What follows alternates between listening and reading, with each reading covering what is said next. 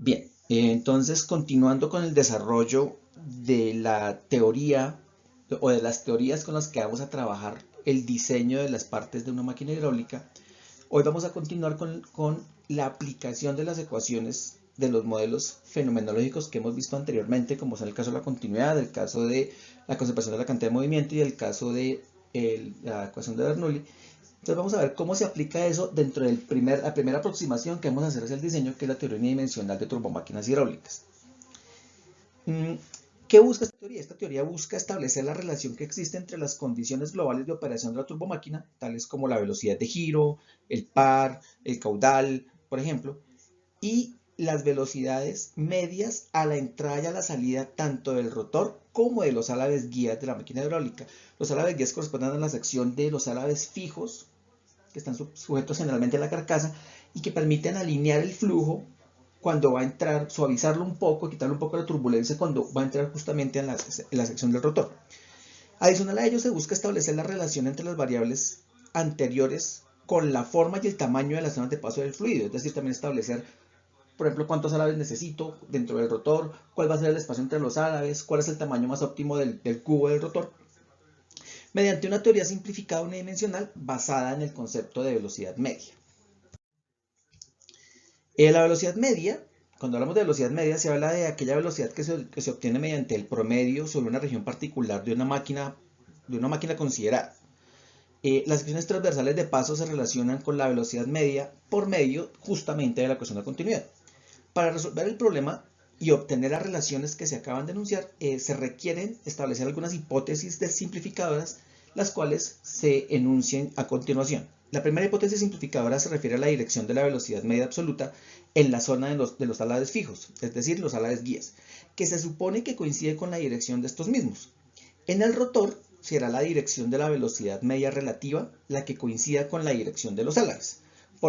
Ahí viene otra vez, dependiendo de la ubicación del observador, ¿no es cierto? Entonces, en los álabes fijos, la velocidad media coincidirá con la dirección de esos álabes, con la dirección de salida de esos álabes, y en los álabes móviles coincidirá con la dirección de la velocidad medida por el observador que está en el cubo midiendo cómo circulan las partículas de fluido a través de los álabes.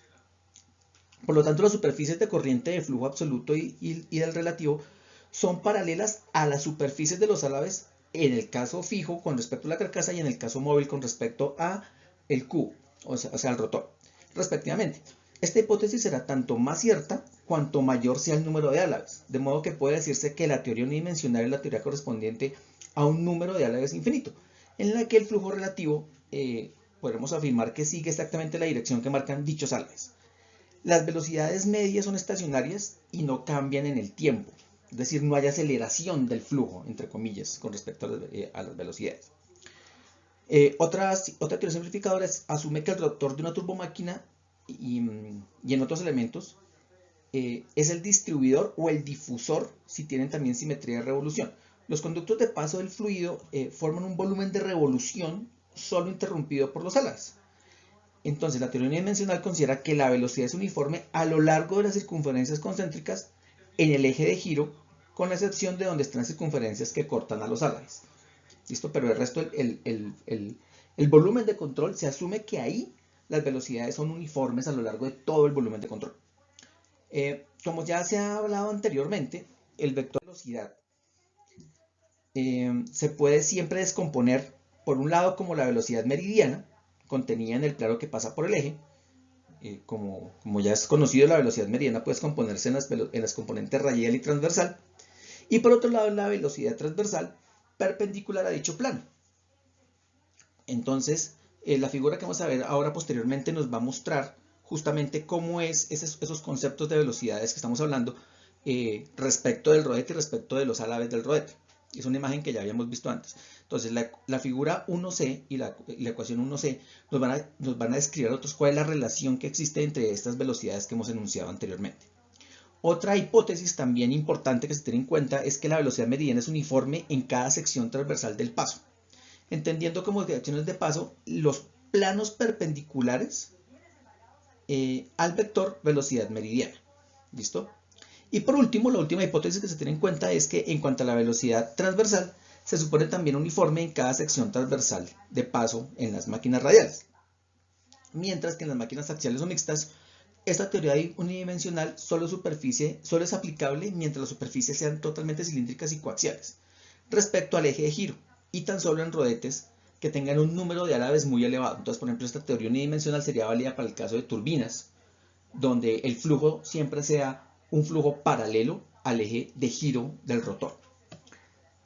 Entonces, como les hablaba, ya tenemos enunciadas todas las simplificaciones que debemos tener en cuenta a la hora de hablar de la teoría unidimensional de máquinas. Entonces aquí estamos viendo un diagrama del rodete y un diagrama de las velocidades que apreciamos aquí en este caso en particular. Entonces tenemos el rodete, esta sería la sección de entrada, toda esta sería la sección de entrada, esta sería la sección de salida, ¿cierto?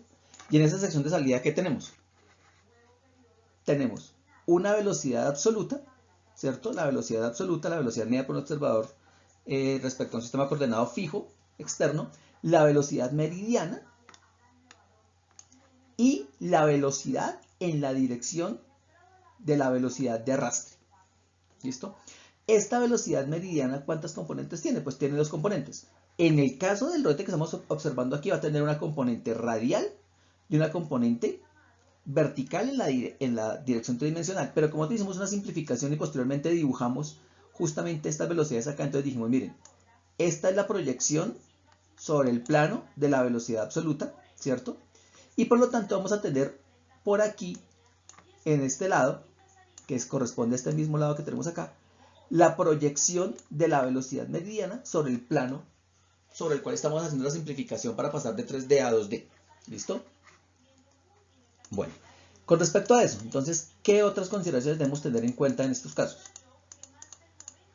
Entonces, sabemos nosotros que, de acuerdo a lo que hemos visto anteriormente, que la velocidad absoluta total es igual a la velocidad meridiana más la velocidad en la dirección o proyectada sobre la dirección de la velocidad de arrastre. La velocidad de arrastre es omega por omega, donde omega sería esta de aquí, esto sería omega, ¿cierto? Y aquí tenemos R1, que es la distancia desde el eje coordenado, esto sería R1, ¿cierto? Entonces aquí tendremos la primera velocidad U, ¿listo? Y aquí abajo tendremos nuevamente esta omega, pero el radio de giro ya sería el radio respecto a la cual la velocidad de arrastre se desarrolla sería este sería R2. Entonces aquí tenemos una velocidad U, ¿listo? Y esta es la componente de la velocidad absoluta que es paralela a la línea de acción de esta velocidad U. Esta componente de la velocidad absoluta es esta la que estamos hablando aquí. Por eso su vector unitario asociado es el vector en la dirección transversal. Bien. Entonces, ya habiendo establecidas todas las variables que intervienen en el desarrollo para hallar la velocidad absoluta, entonces tenemos que la velocidad absoluta será igual a la velocidad meridiana más la componente de la velocidad absoluta en la dirección de la velocidad de arrastre, ¿cierto? Que va a ser igual a la velocidad en la dirección X más la velocidad en la dirección radial más la velocidad en la dirección de arrastre. Este vector que tengo aquí, que es la diagonal de este cubo que tengo armado acá, cuyas aristas son la velocidad en X, la velocidad radial y la velocidad de arrastre. ¿Listo? Bien. ¿Cómo se relacionan los objetivos con la realización de los prediseños? Entonces, los objetivos que persigue la teoría unidimensional requieren de un desarrollo en varias etapas que le vamos a enunciar ahora a continuación. La primera, utilizando la ecuación de continuidad, se determina la distribución de la velocidad meridiana en las secciones de entrada y de salida del rodete, que eso lo vimos anteriormente en un diagrama que tenemos de la presentación anterior. A partir del caudal se calcula por el mismo tanto la velocidad de entrada y de salida en las secciones del rodete y de la forma geométrica de las secciones de entrada y de salida del rodete. Entonces, se depende de qué? De la forma de las secciones de entrada y salida, porque recordemos que el caudal depende del área que atraviesa la velocidad. También se requiere determinar la velocidad transversal en las direcciones de entrada y salida del rodete. Y a partir de las condiciones de funcionamiento, el par, la altura o la velocidad de giro usando el teorema de Euler y de la distribución de las velocidades meridianas que ya se ha hallado antes. Bien. Y por último se trata de establecer la relación entre el comportamiento general de la máquina, esto es la variación de las propiedades de flujo entre la entrada y la salida, con la forma de los álabes y con los conductos de paso, tratando de establecer las limitaciones que la teoría dimensional establece para los distintos tipos de máquinas. Bien, eso serían, digamos, la relación que existe entre esta teoría o este enunciado de la teoría unidimensional con las variables de diseño que a la larga es la que nosotros tenemos que hallar para establecer cuál es la forma más idónea de mi rodete y cuál va a ser la distribución de los álabes y cómo va a ser, cuál es la longitud de los mismos y cuál va a ser el tamaño del cubo. Bueno, entonces la ecuación de continuidad está relacionada directamente con la distribución de la velocidad meridiana. Entonces, estableciendo una hipótesis de flujo unidimensional, la velocidad meridiana se asume que es uniforme en cada sección transversal de paso y es perpendicular a esta, de modo que la ecuación de continuidad aplicada a través del rodete es esta ecuación que tenemos aquí enunciada, la 2c, que establece que el caudal es la integral sobre el área que atraviesa el caudal de la velocidad en la dirección normal por el diferencial de superficie, que esto ya lo hemos establecido anteriormente. O sea, la integral en el área que se atraviesa va a ser igual a la velocidad meridiana multiplicada por el diferencial de superficie, que es igual a la velocidad. Y que una vez hecha la integral, como esto es una integral de área, al integral esto, pues me va a dar el área que atravieso, o sea, el área toroidal del rodete. Entonces significa que el caudal será igual a la velocidad mediana multiplicada por el área del rodete. Entonces, aplicando esa ecuación 2e a las secciones de entrada y salida del rodete, que ya lo habíamos hecho también anteriormente, tenemos un área T1, que es la entrada, un área T2, que es la de salida, y sabiendo que el caudal a la entrada y a la salida es el mismo, podemos establecer cuáles son las velocidades meridianas a la entrada y a la salida y cuál es la distribución de esa velocidad meridiana justamente a ambos lados. Entonces, como el caudal es el mismo a la entrada y a la salida, lo único que varía son las áreas de entrada y de salida a las secciones del rodete. Podemos establecer que la velocidad meridiana en 1 será el caudal sobre el área de entrada 1 y la velocidad meridiana 2 será el caudal sobre el área de entrada 2. ¿Listo? Ahí podemos establecer ya cómo es la distribución, justamente por la ecuación de continuidad, es decir, porque el caudal se mantiene constante, podemos establecer cuáles son las velocidades meridianas ¿de quién? Del flujo cuando atraviesan a quién? A las superficies de entrada y salida del rodete. Entonces aquí estamos viendo una imagen donde se nos puede especificar mejor esa idea. Esta parte aquí achurada corresponde al cubo del rodete. Esto que tenemos acá, esta sección que tenemos aquí, todo esto corresponde justamente al álave. Todo esto es el álave. ¿Listo? Entonces aquí tenemos el área de entrada, aquí tenemos el área de salida. ¿Listo? Entonces aquí tenemos la velocidad meridiana de entrada, aquí tenemos la velocidad meridiana de salida. ¿Listo? Y sabiendo que el caudal acá y el caudal aquí son iguales, podemos, y conociendo estas áreas, bien, podemos establecer cuál es el valor de la velocidad meridiana. ¿Listo? A la entrada y a la salida. Entonces ya tenemos una primera relación, justamente conociendo que el caudal es constante en las dos áreas, podemos establecer una relación inicial entre la velocidad de entrada y de salida y el área transversal que atraviesa el flujo con la velocidad establecida. Bueno. Listo. Bien. Entonces, la distribución de la velocidad meridiana para formar lo que llamamos una red de corriente. Entonces, puede darse un paso más allá y hallar la distribución de velocidad meridiana a través de la sección de paso del flujo, bajo, nuevamente, ciertas hipótesis. Recuerden que aquí estamos todo simplificándolo hacia un modelo unidimensional. De forma tal que, aún utilizando una teoría simplificada como es la unidimensional, sea posible avanzar en cómo darle una forma geométrica previa al rodete, lo que llamamos el prediseño. Para determinar la distribución de velocidad en el interior del canal de paso, es decir, el espacio entre los álabes del rodete, es necesario utilizar la ecuación de continuidad en la forma diferencial para un líquido. Esa ecuación diferencial está dada ¿por quién? Por esta expresión que estamos observando aquí abajo, que me dice que el gradiente de la velocidad absoluta, el gradiente por la velocidad absoluta debe ser igual a 0. Eso también ya lo habíamos hablado anteriormente en la presentación anterior, por qué se requiere establecer esta ecuación. ¿Listo? Esto es la ecuación de continuidad. Bien, esa es la ecuación de continuidad en su versión diferencial. ¿Qué me está diciendo esta ecuación de continuidad? Lo que hemos dicho hasta ahora todo el tiempo, que el caudal es el mismo a la entrada y a la salida. Eso es lo que me establece la ecuación de continuidad.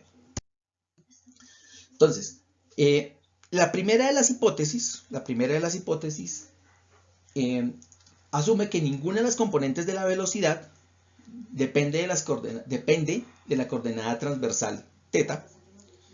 ¿Listo? De modo que la ecuación anterior, la ecuación de continuidad anterior, puede reescribirse en términos de las coordenadas cilíndricas como está aquí. Entonces, ¿qué tenemos? Tenemos 1 sobre el radio va a ser igual a la derivada de la velocidad de r por la velocidad radial con respecto al radio, más la derivada de la velocidad en la dirección x con respecto justamente a la coordenada en x. Y esto tendrá que ser igual a 0.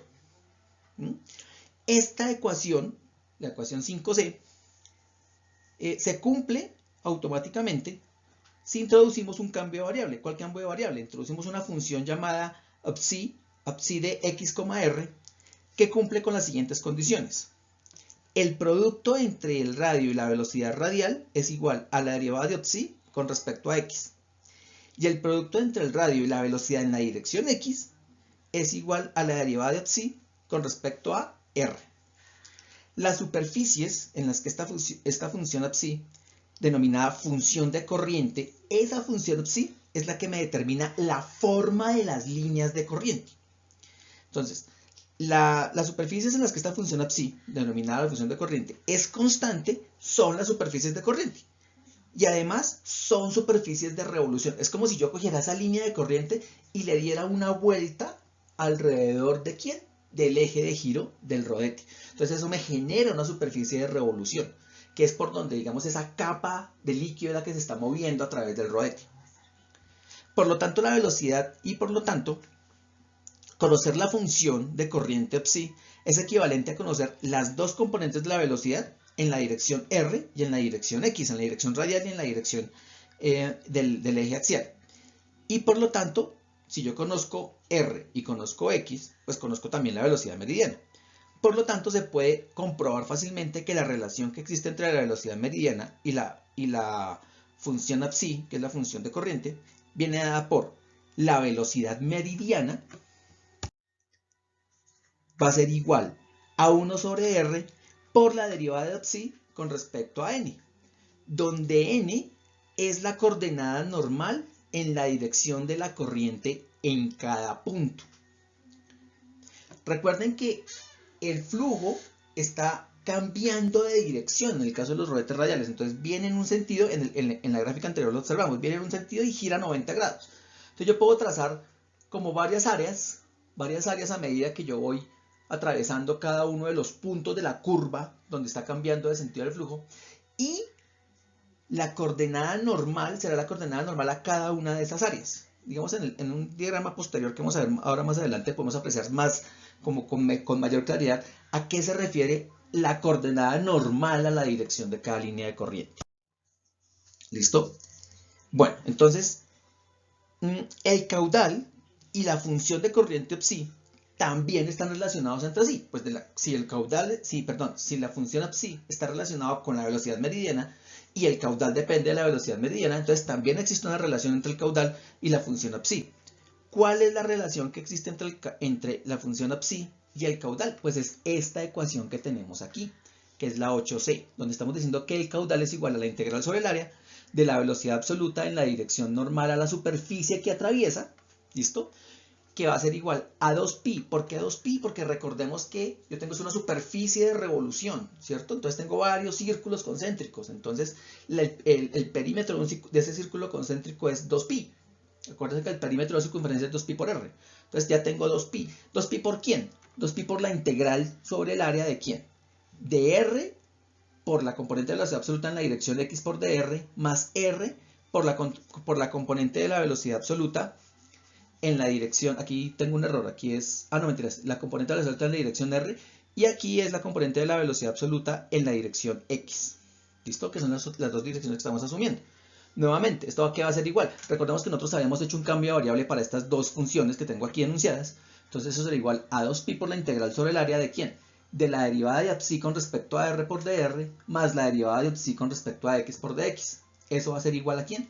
A 2pi por la integral de área de ¿quién? De la derivada de psi, que es igual a 2pi por psi en B menos psi en X. Ya miramos qué son justamente esas funciones en los dos puntos A y B, que van a ser dos puntos donde vamos a evaluar justamente cómo es que el flujo está atravesando ese conducto, ese ducto entre los álabes, por ejemplo, o el ducto, el volumen de control que describimos la vez pasada, que tiene como forma de platico, ¿se acuerdan?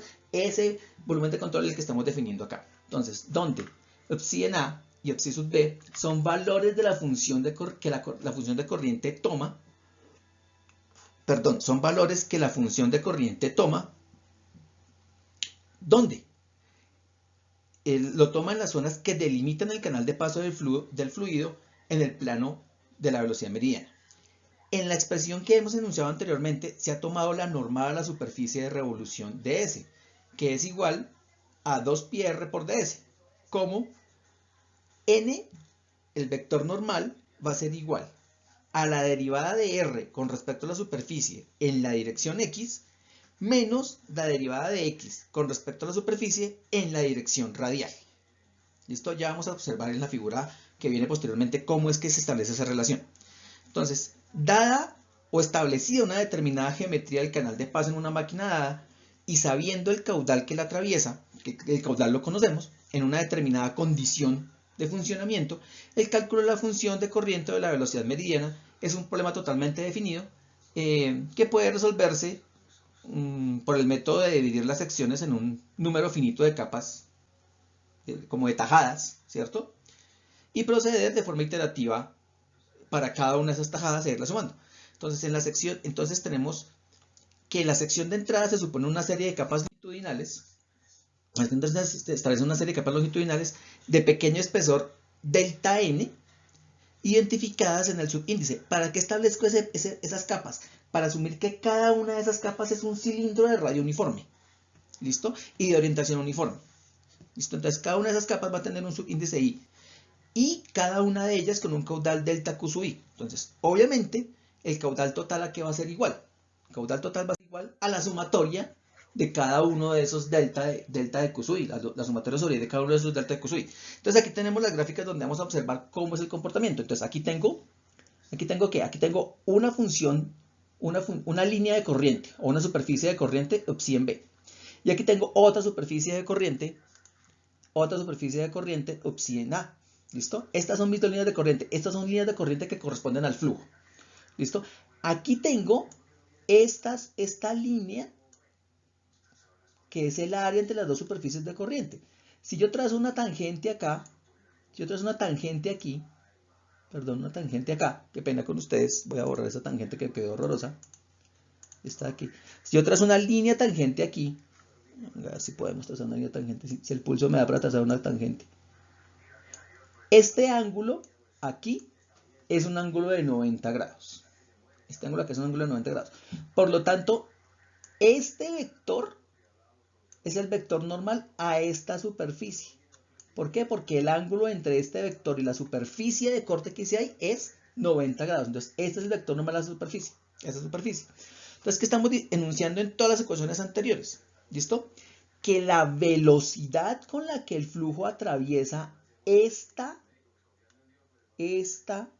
área es el producto entre el vector velocidad y el vector normal justamente a esa área. ¿Listo? Y esa integral tenemos que aplicarla a toda la vuelta completa que se da, porque estamos hablando de todo el volumen de control. ¿Listo? De todo ese volumen de control. Por eso tengo que darle toda la vuelta, por eso multiplico ese producto por 2pi. Bien, por eso estoy multiplicando ese producto por 2pi, porque es para toda esa superficie, es como un anillo completo, como un plato que tengo ahí, que tiene un hueco en la mitad, y ese es el plato que está y por ese plato, que es una superficie plana, por ahí es que está atravesando el flujo en ese instante, en ese punto del conducto, bajo esas dos líneas de corriente que estoy tomando ahí. Entonces, las funciones psi son las funciones que establecen cómo es que avanzan estas líneas de corriente, tanto esta de aquí arriba, que hemos llamado la función psi en B o la línea de corriente B, y esta línea de aquí abajo, que es la línea de corriente A o psi en A. ¿Listo? Ahora, en este dibujo aquí es un poco más claro cómo es que se ven justamente todos esos productos vectoriales que hemos establecido. Nuevamente tenemos las dos líneas de corriente, psi en B psi en A. ¿Listo? Aquí tenemos un área transversal. Recuerden, el ángulo entre la tangente a esta curva en este punto y esta línea es 90 grados. El ángulo entre este vector, ¿listo? Y esa línea es 90 grados, porque es el vector normal a la superficie.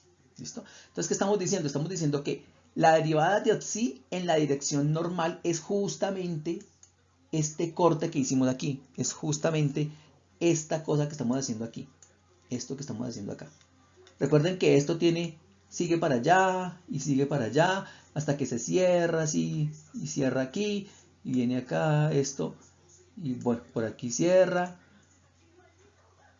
Bueno, por aquí cierra y se forma como esa especie de conducto que se tiene ahí. ¿Listo? Esto es un plato plano. Bueno, que no me quedó muy claro, pero esa es la idea. Y estas son las diferentes tajadas que yo voy sacando. Esta es una tajada, aquí tengo otra tajada, aquí tengo otra tajada. Entonces, ¿qué es lo que estamos haciendo acá? Lo que estamos haciendo es que aquí estamos tomando que cada una de estas tajaditas tiene una longitud así chiquitica. ¿Listo? Y eso me forma un cilindrito. Aquí tenemos un cilindrito. ¿Listo? Donde esto, ¿quién es? ¿Eso quién es? Eso es lo que hemos denominado que es el delta n. Esto es el delta n. ¿Listo? Entonces puedo coger un cilindrito aquí, luego cojo otro por aquí más adelante, este otro cilindrito de aquí, y otro más adelante. ¿Y la integral qué es? Pues la suma de todos esos cilindritos. Dentro de cada cilindrito hay una cantidad de líquido que está atravesando cada cilindro, ¿cierto? Porque eso es como si fueran pequeños volúmenes de control. Entonces tengo un delta de caudal en cada cilindrito de estos. Aquí va a ser el caudal total sobre toda esta sección desde aquí hasta aquí. Como sabemos que el caudal acá y el caudal acá es el mismo, pues el caudal total tiene que ser la integral de cada uno de esos pedacitos que hemos estado calculando. ¿Bien? Bueno.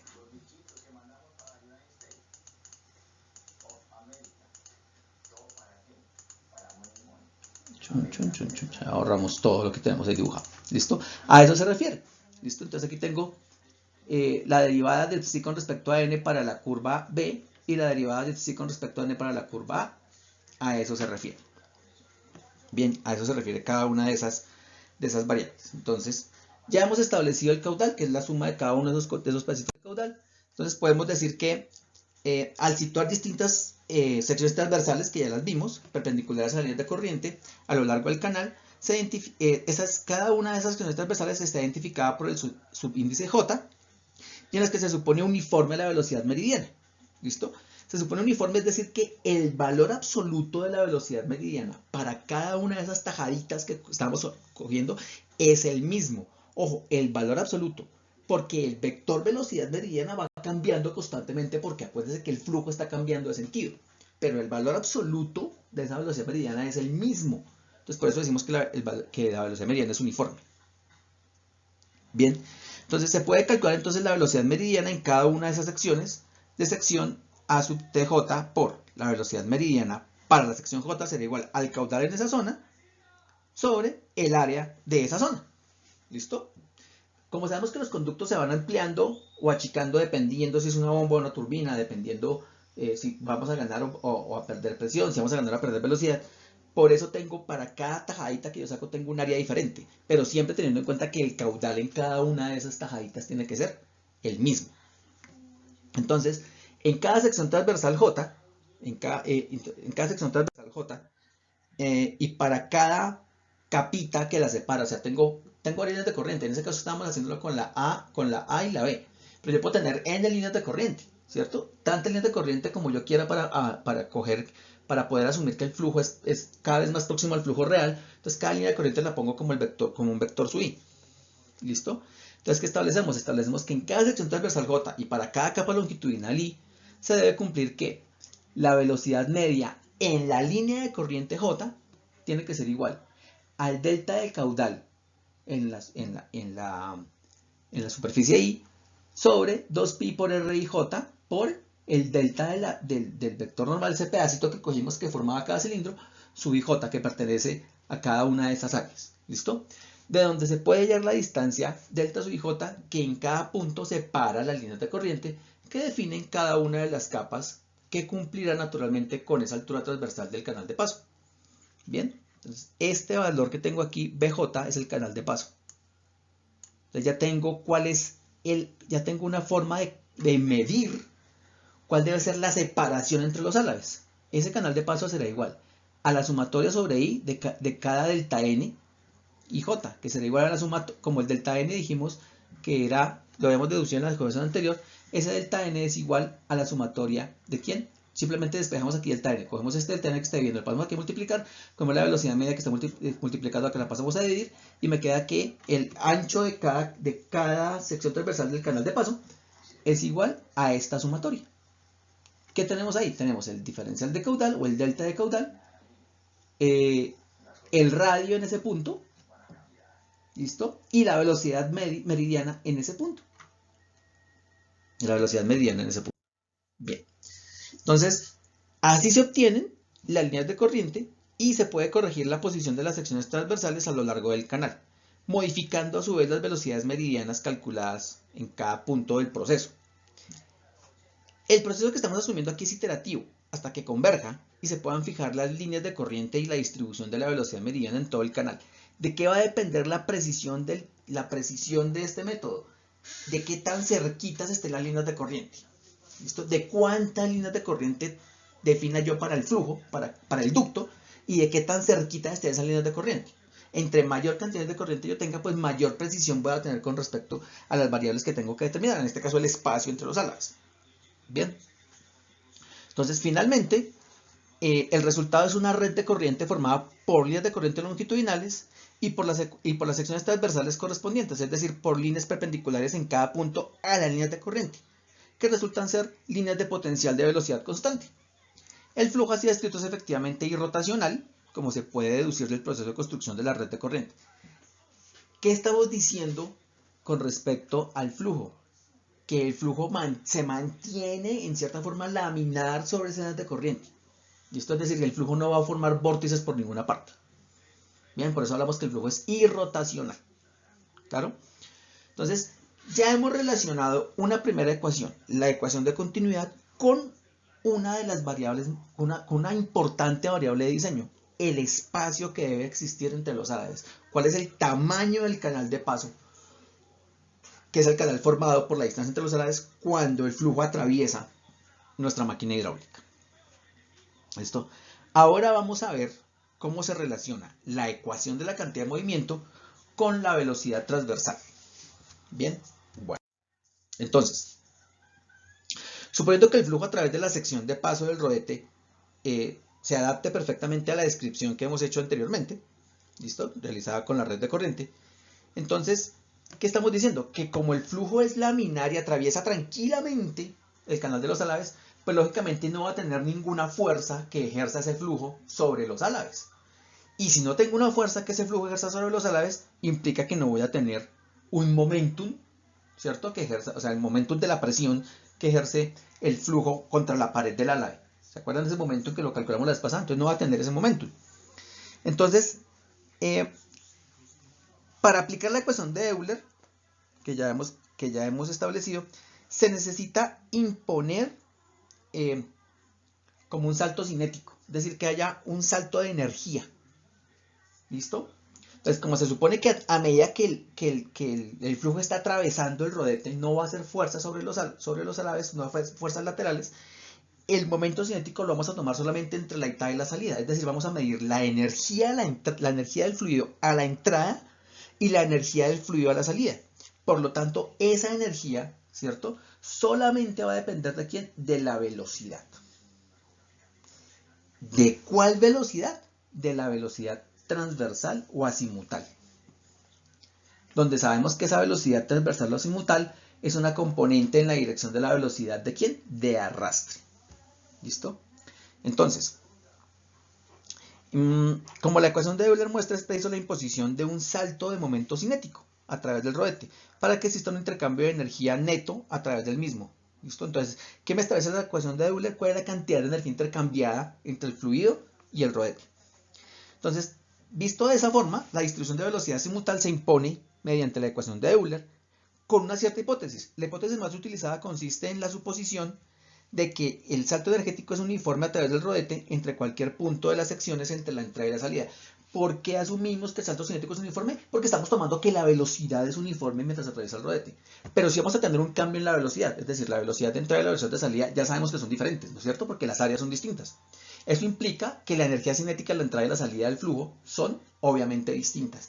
Eso es lo que me establece a mí el salto cinético. ¿Listo? Si existen unos álabes fijos a la entrada del rodete, el ángulo alfa que forman en el plano tangente a la superficie de la línea de corriente, la velocidad absoluta con la dirección azimutal o la dirección transversal, permite obtener a partir de la velocidad meridiana ya conocida y permite establecer cuál es el salto energético dado por G por HT, que eso ya lo conocemos, ¿no es cierto? La gravedad por la altura teórica. El módulo del vector velocidad y la componente transversal se puede establecer mediante las siguientes relaciones. Entonces vamos y observamos nuestro triángulo de velocidades. Entonces recordemos el triángulo de velocidades. Aquí tenemos la velocidad de arrastre. Esta de acá abajo es la velocidad de arrastre. Esta de aquí abajo es nuestra velocidad de arrastre. Fíjense que la velocidad sub u es una componente de la velocidad de arrastre. ¿Es quién? Es la velocidad absoluta por el coseno de alfa. ¿Cierto? Esa es mi velocidad de arrastre. Y la velocidad meridiana es la velocidad absoluta por el seno de alfa. Que la velocidad de arrastre por el seno de alfa y la velocidad relativa por el seno de beta tienen que ser iguales, porque ambas tienen que darme ¿qué? La velocidad meridiana. ¿Listo? Y la suma de las proyecciones del vector velocidad absoluta y el vector velocidad relativa respecto a la horizontal tienen que darme ¿a quién? La velocidad de arrastre. Bueno.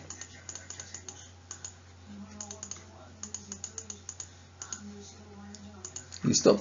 Entonces, ¿qué sabemos nosotros? Sabemos que la velocidad absoluta que es igual, a la velocidad meridiana sobre el seno de alfa, porque B por el seno de alfa es la velocidad meridiana, y la velocidad, la proyección de la velocidad absoluta en la dirección de la velocidad de arrastre es igual a la velocidad meridiana sobre la tangente de alfa. Que estoy hallando es esta componente de aquí.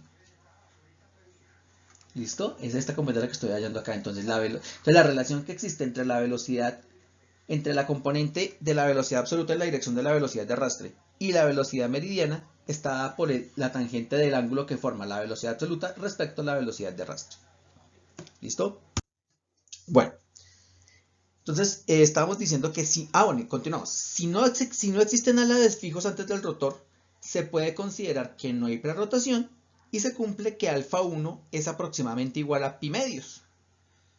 Es decir, alfa 1 es el alfa a la entrada del rodete. Y se puede asumir que si no hay prerrotación, entonces el alfa 1 es 90 grados, que sería pi medios. Y la velocidad transversal absoluta sería nula. Porque si el ángulo es 90 grados, ¿qué pasa cuando descompongo el vector de velocidad absoluta? Bien. La dirección de los álabes del rotor en la entrada del mismo coincide con la dirección dada por la velocidad relativa y por lo tanto con el ángulo beta entre la velocidad relativa y la dirección circunferencial en menos u. Y eso estará relacionado, ¿cómo? Por esta ecuación que tenemos aquí.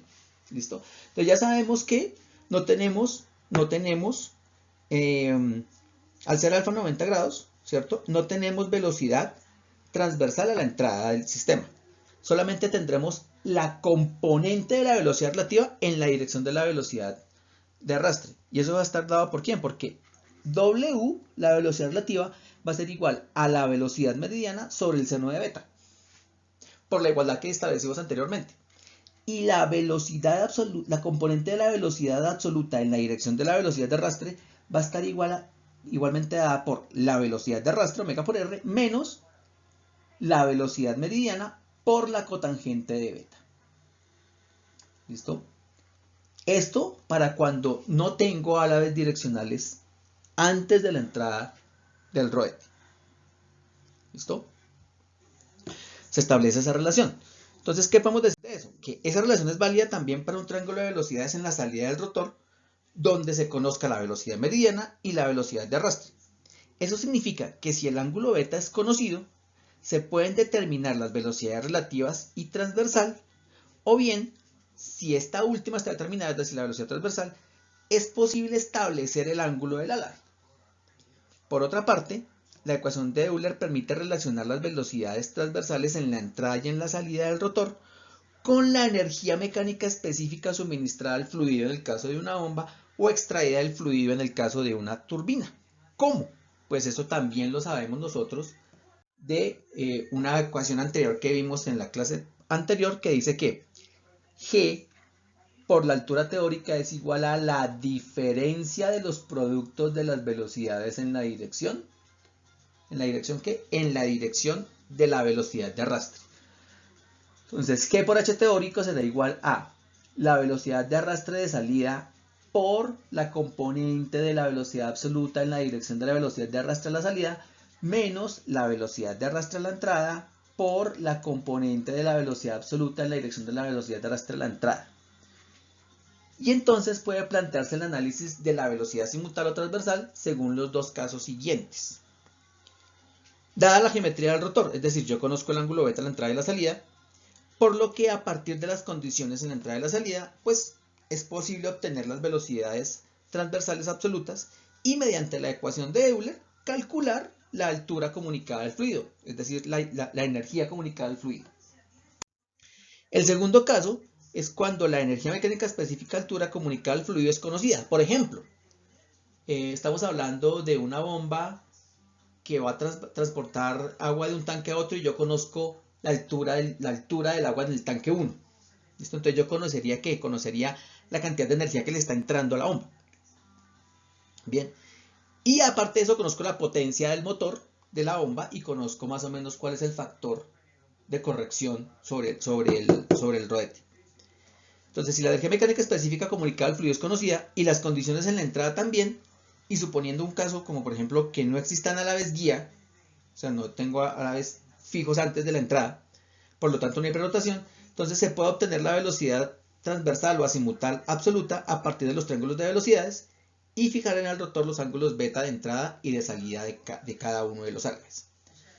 Determinar las magnitudes citadas en los puntos de la sección del paso del fluido distinto a la entrada y la salida del rotor no es posible con la teoría unidimensional a menos que se conozca la variación en la altura comunicada a lo largo de la sección de paso a través del rotor, o que se conozca también la forma de los alaves, manteniendo las hipótesis unidimensionales a lo largo de todo el rodete. También es importante establecer que la altura de Euler o la ecuación de Euler establece que la teoría se está desarrollando estrictamente para un número de alaves infinito. ¿Se acuerdan que eso lo dijimos al principio del inicio de la clase? Este problema del número de alaves infinitos se puede corregir cuando utilicemos la ecuación de Euler para un número de alaves finitos en la teoría bidimensional. Ahora, si la sección de entrada del rotor no tiene la misma distancia radial del eje de la máquina, entonces la velocidad de arrastre U y la componente transversal de la velocidad de arrastre variarán a lo largo de esa sección. En el caso de que el rodete varíe su tamaño a medida que va atravesando el fluido, va atravesando justamente el rodete. Además, los bordes de entrada y salida no tienen por qué coincidir con secciones transversales normales a las superficies de corriente. Estas dos razones pueden obligar también a que haya que repetir la construcción de los triángulos de velocidades para varias superficies de corriente a lo largo de cada una de las secciones de entrada y de salida de los alaves. Bien, entonces, hasta aquí ¿qué hemos establecido? Hemos establecido justamente cuál es la relación entre ciertas variables geométricas y la ecuación de continuidad y la ecuación de Euler. Fíjense que esas variables geométricas, estamos partiendo de la energía que se le transmite y la forma como se transmite esa energía entre el fluido y el rodete, que eso es lo más importante, establecer esa energía, porque eso nos va a establecer cuál es la potencia, por ejemplo, que necesita la bomba o que vamos a extraer la turbina. ¿Listo? Y cómo yo puedo optimizar esa extracción de potencia o ese suministro de potencia a partir de la forma que se le dé tanto al rodete como a los álabes del rodete. Por ejemplo, establecer si necesito álabes direccionales a la entrada para hacer que el flujo sea lo más laminar posible a la entrada, ¿listo? Y así minimizar el riesgo de que tenga turbulencia y eso pueda afectar, no sé, el rendimiento justamente del rodete. ¿Listo? Entonces aquí ya hemos establecido justamente eso. Cómo se relacionan, ¿sí?, la ecuación de continuidad y la ecuación de Euler con algunas variables geométricas. El caso del tamaño del paso entre los rodetes, el caso del tamaño del paso entre dos álabes seguidos, el caso del ángulo de inclinación del álabe, ¿listo? Que eso nos puede suministrar información o nos suministra información preliminar sobre cómo estar estructurando nuestro rodete. ¿Listo? Bueno, hasta aquí vamos a trabajar este pedazo, esta parte. Nos falta una parte adicional por analizar, que es qué pasa cuando yo no tengo cambio en la dirección del flujo, que es el caso de las máquinas axiales. Ese es un caso particular porque ahí recordemos que la velocidad de arrastre ya no varía entre la entrada y la salida, sino que el vector velocidad de arrastre se mantiene constante. ¿Listo? Entonces eso cambia notablemente la forma como se analiza el triángulo de velocidades en los dos puntos de entrada y de salida. Bien, por ahora vamos a parar ahí. Digamos que si tienen algún tipo de preguntas o alguna cosa, entonces ya en la clase pues iremos a consultarlo para poderlo observar. Espero que alcancen a ver el video antes de entrar a la clase. Y discutiremos este asunto mañana, o bueno, mañana durante la clase que tenemos el día de mañana. O más dicho, que tenemos el día jueves entre las 3 y las 5 de la tarde. Muchísimas gracias por su atención. Les agradezco el compromiso que ustedes tienen para con esta nueva estrategia de enseñanza-aprendizaje. Y mañana aclararemos muchas de las dudas que les deben haber surgido en sus cabezas a partir de la descripción que hemos hecho aquí. Muchísimas gracias y hablamos mañana. Chao.